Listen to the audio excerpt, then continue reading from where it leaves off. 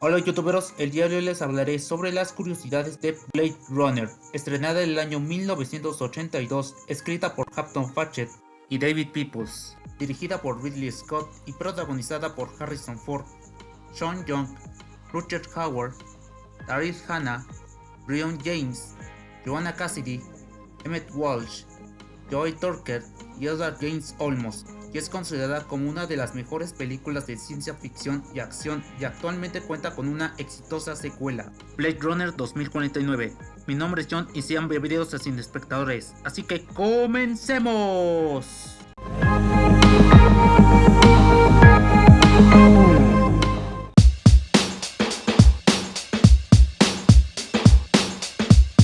La película está basada en la novela Sueñan los androides con ovejas eléctricas de Philip K. Dick, publicada en el año 1968, y la idea de adaptarlo ocurrió un año después e iba a contar con el reconocido director Martin Scorsese y con el guionista Jay Cox, pero por distintas razones el proyecto fue archivado.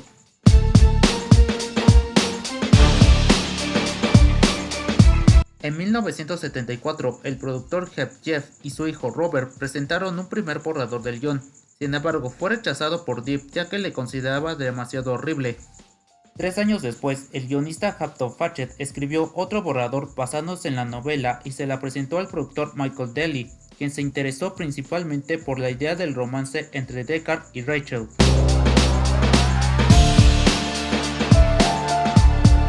Para la silla de director se le había ofrecido a Ridley Scott, pero la rechazó para realizar la adaptación cinematográfica de Dune, por lo que se le ofreció después a Robert Mulligan, pero también la rechazó.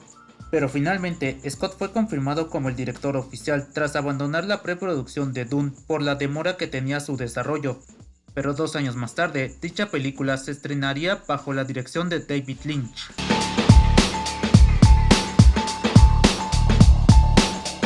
El título original fue modificado al considerarlo demasiado largo y poco comercial, por lo que se le cambió principalmente a Android, pero luego se cambió a Mecanismo y luego a Dangerous Days, pero finalmente se cambió a Blade Runner, cuyo título provenía de la novela The Blade Runner de Alan Nourse y The Blade Runner, una película de William Burroughs. Y como el guionista y el director les gustó demasiado el nombre, el productor se encargó en obtener los derechos del nombre.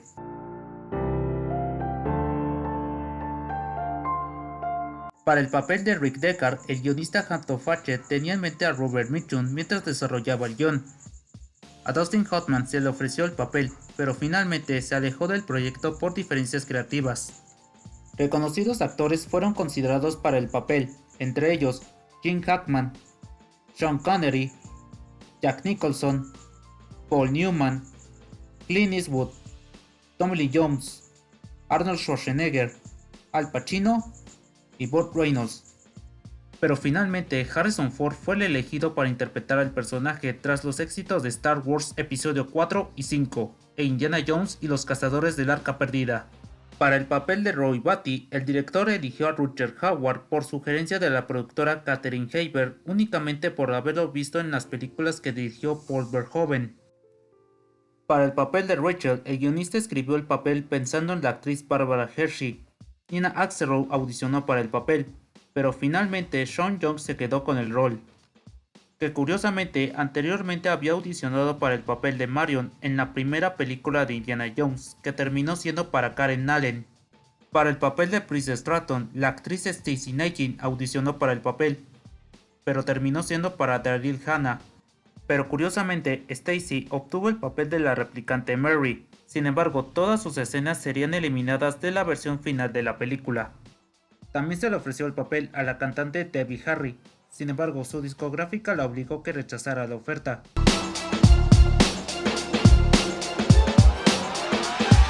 Con un presupuesto de $28 millones, se estrenó el 25 de junio de 1982 y fue un fracaso comercial, ya que recaudó $33 millones en todo el mundo y recibió críticas variadas entre los críticos. Mientras que se elogió la ambientación y la complejidad temática, otros la criticaron por su ritmo narrativo, pero con el paso de los años recibió más aceptación al ser comercializada en el formato de video casero, y recibió 2 nominaciones en los premios Oscar en las categorías Mejor Dirección Artística y Mejores Efectos Visuales.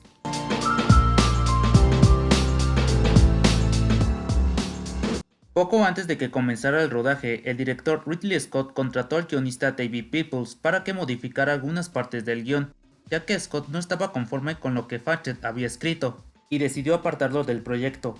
Sin embargo, Pratchett regresaría al final de la producción para que aportara algunas ideas adicionales.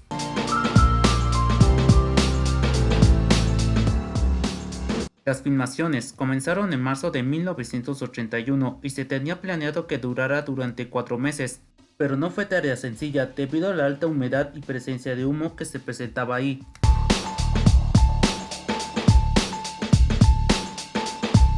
Para el diseño de la producción, el director Ridley Scott poseía una fotografía de la obra del pintor Edward Hopper llamada Nighthawks. Además, se inspiró en la historieta El Largo Mañana, escrita por Dan O'Bannon y dibujada por Moebius, alias Jan Giraud, como fuentes estilísticas para la ambientación. Que curiosamente Moebius recibió la oferta de trabajar en la película, pero la rechazó, por lo que Scott contrató a Sid Mead como artista conceptual y tomó como influencia las historietas de la revista francesa Heavy Metal.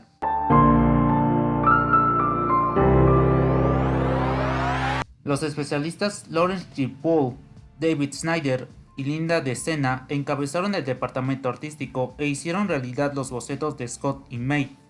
Además, tomaron como inspiración el cine negro y ciudades como Tokio, Hong Kong, Nueva York y Milán.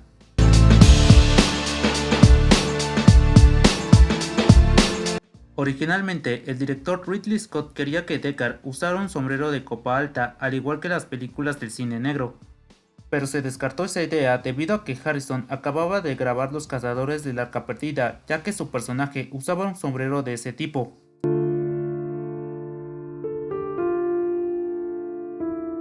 Para crear el lenguaje de Gaff, el actor Edward James Olmos utilizó su trasfondo étnico para ayudar a crear la interlengua, que consiste en la mezcla de distintas lenguas, entre ellas español, japonés, francés, alemán, chino y húngaro. Sin embargo, esto causó que Harrison no pudiera entenderle durante el rodaje.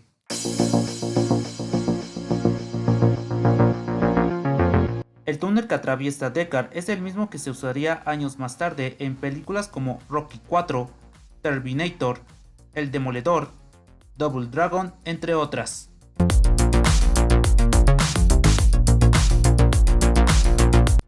El apartamento de Deckard se filmó en la Ennis House y es el mismo lugar donde se filmarían películas como Un detective suelto en Hollywood 2, Una pareja explosiva, Karate Kid 3, entre otras.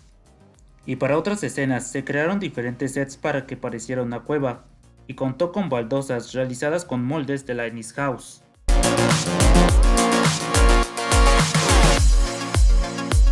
La comisaría de policía se filmó en la estación ferroviaria Union Station en la ciudad de Los Ángeles.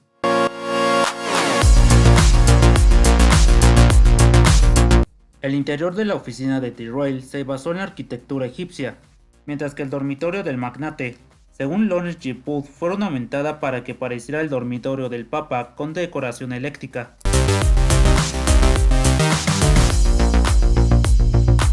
El arma que suele usar Deckard es un rifle Austrian Steyr Mannlicher con acción de seguro, pero sin la empuñadura y el cañón original, dejando solo el recibidor al que se le agregó una nueva empuñadura como efecto.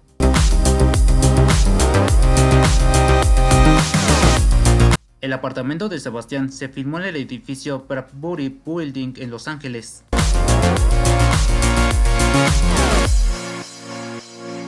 El laboratorio de Chewie se filmó en un congelador de almacenamiento de Just Grover's Cold Storage ubicado en una planta de envasado de carne en Downey.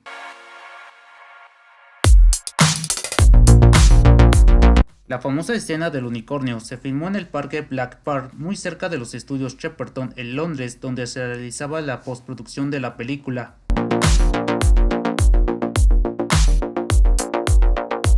La serpiente que sostiene el personaje de Saura Salomé en la vida real es la mascota de la actriz Joanna Cassidy, quien la interpreta.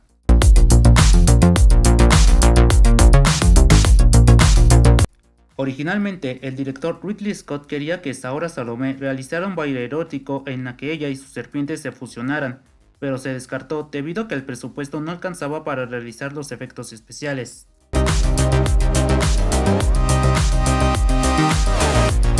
En la pelea final, antes de la muerte de Roy Batty, el actor Rutger Hauer, quien lo interpreta, sugirió que el personaje muriera en la pose de flor de luto, con una paloma entre las manos.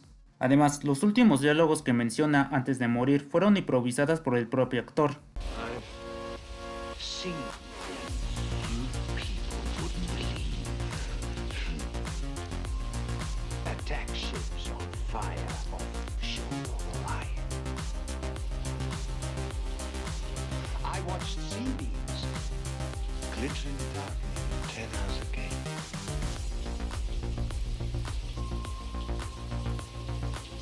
All those moments will be lost in time, like tears in rain. Time to die.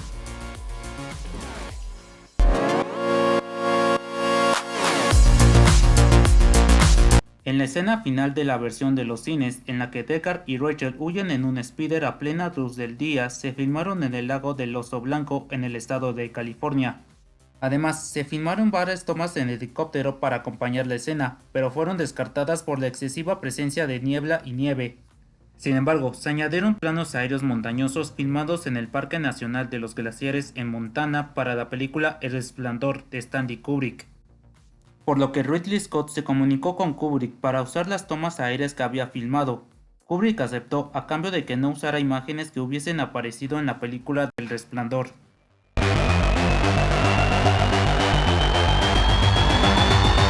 La película se dedicó a la memoria de Philip K. Dick, el autor de la novela que está basado esta película, ya que falleció 2 meses antes del estreno, pero aún así logró ver los primeros minutos del montaje, con la cual quedó gratamente sorprendido.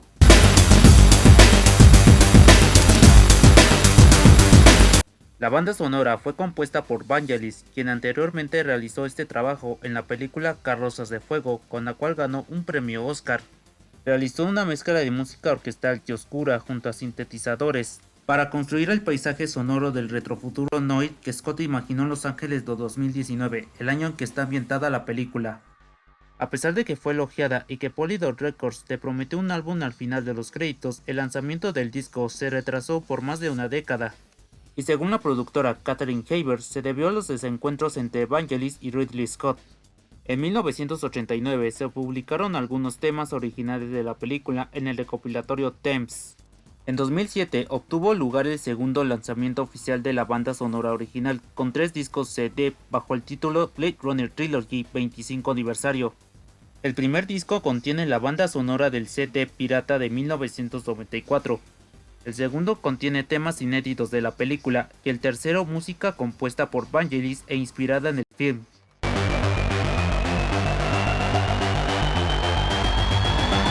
Para crear los efectos especiales se utilizaron pinturas realizadas por los especialistas Matthew Yurishitz, Rocco Joffrey y Michelle Moon, y numerosos modelos a escala. Para algunas escenas se iluminó el set, se rebobinaría la cinta y grabarla de nuevo con una iluminación diferente. Además, las cámaras usaban frecuentemente el novedoso sistema de Motion Control Photography, la cual es una técnica utilizada en la fotografía fija y el movimiento que permite el control preciso y opcionalmente. También permite la repetición de los movimientos de la cámara. El proceso puede implicar filmar varios elementos usando el mismo movimiento de la cámara y luego componer los elementos en una sola imagen. A menudo se utilizan otros efectos junto con el control de movimiento, como la clave de croma para ayudar en la composición. Además, se utilizaron miniaturas que se habían desarrollado durante la producción de Encuentros cercanos del tercer tipo, en la cual participó Trumbull. Se utilizó una maqueta original del halcón milenario de la franquicia de Star Wars, en las cuales Harrison Ford participó para recrear uno de los edificios cercanos a la comisaría.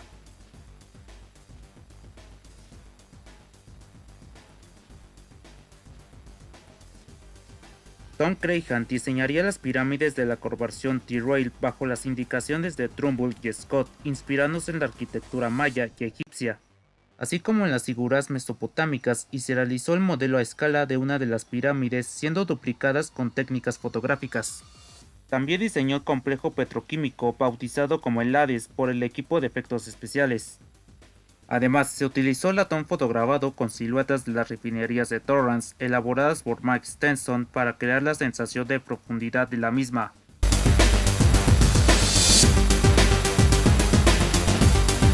El impacto que causó Blade Runner fue tan grande que en 1993 fue seleccionada en la conservación en el Registro Nacional de Cine de la Biblioteca del Congreso de Estados Unidos, por ser demasiado cultural, histórica y estéticamente importante.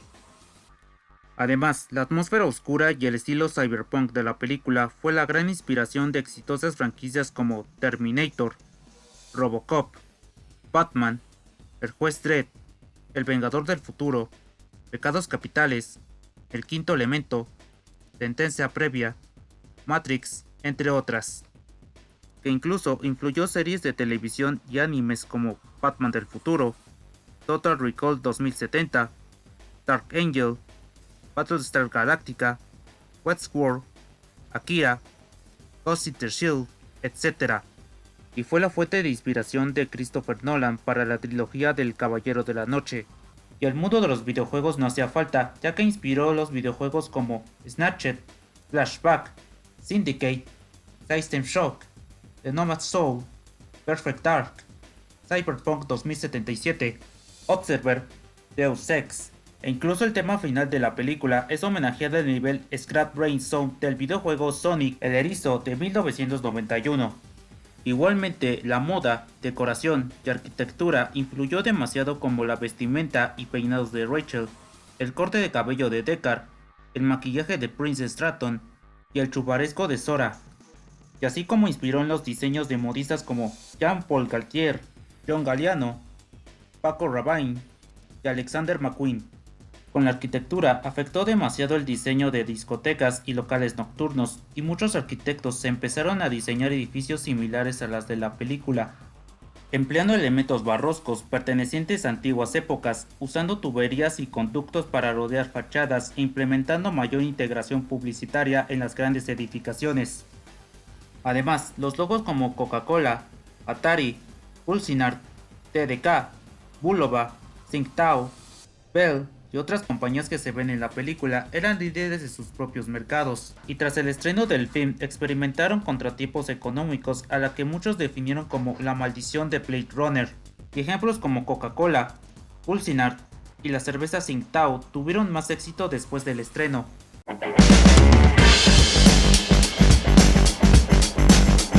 Tras el estreno de la película se realizaron 4 videojuegos. Las 3 primeras se basaron en la película y desarrolladas por Westwood Studios para Microsoft Windows, mientras que el último es uno de realidad virtual de Seismic Game para Google Daydream. En el videojuego de 1997 contó con las participaciones de Sean Young, Brion James, James Hong, Joe Torker y William Sanderson poniendo voz a sus respectivos personajes.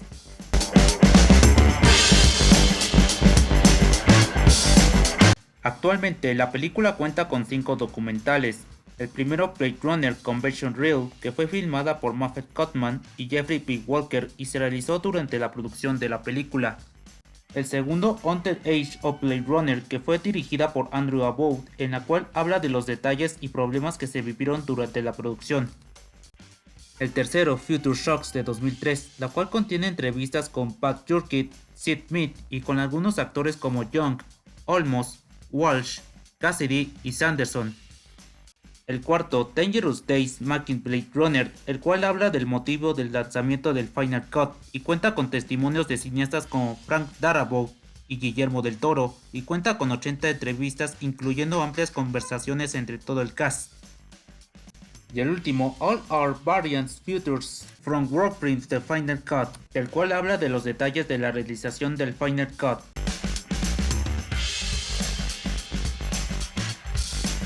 En total, la película cuenta con 7 versiones oficiales. 2 versiones son la Warprint y la San Diego Snake Preview. Ambas fueron mostradas en preestrenos de audiencias y en algunos festivales de cine, pero la Warprint se volverá a exhibir en 1990 y 1991 como un Director's Scott, pero sin la aprobación de Ridley Scott. La versión de cine para Estados Unidos de 1982. El montaje internacional que se estrenaría en el resto del mundo y contenía más violencia gráfica y vendida en el formato de VHS y Laserdiscs. La versión para la televisión en Estados Unidos de 1986 realizada por CBS, pero con la eliminación de las escenas más gráficas. El Director's Cut de 1992 para coincidir los 10 años de su estreno y se lanzaría en algunos cines, VHS, Laserdisc y DVD. El Final Cut de 2007. En esta versión, Ridley Scott obtuvo completo control creativo y contaría con una remasterización y con una nueva mezcla de sonido y sería lanzada en algunos cines, en DVD, HDVD y Blu-ray.